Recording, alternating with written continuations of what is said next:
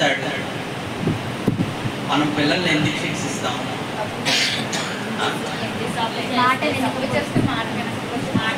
నేను చాలా తప్పులేదు, అస్సలు కాదు. మన పిల్లల్ని మనం ఎందుకు శిక్షిస్తాం? నయోమికి వాళ్ళ కొడుకు అంటే చాలా ఇష్టం. పిలవబడిన జనం, ప్రత్యేకింపబడిన జనం, వారి కొరకు దేవుడు అనేక సూచక్రియలు ఈజిప్ట్లో చేశాడు, ఐగుప్తు దేశంలో చేశాడు. ఇన్ని సూచక్రియలు అద్భుతాలు చేసిన దేవుడు మరి 40 సంవత్సరాలు ఎందుకు బాధ పెడుతున్నాడు? 40 సంవత్సరాలు ఎందుకు ఈ శోధనలు ఇచ్చి పరీక్షలు పెట్టాడంటే దీనివల్ల ఏమండి ఆత్మీయంగా అభివృద్ధి చెందుతాడు, ఆత్మీయంగా అభివృద్ధి పొందుతాడని అక్కడ అందుకే చెప్పాడు.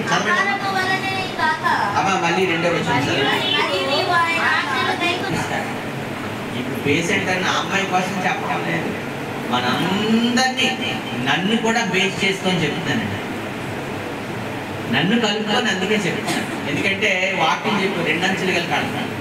కొంతమందికి వాక్యం ఎలాగవుతుందని అర్థమవుతుందంటే నన్నే తిట్టాడు అక్కడ ఒక ఆయన.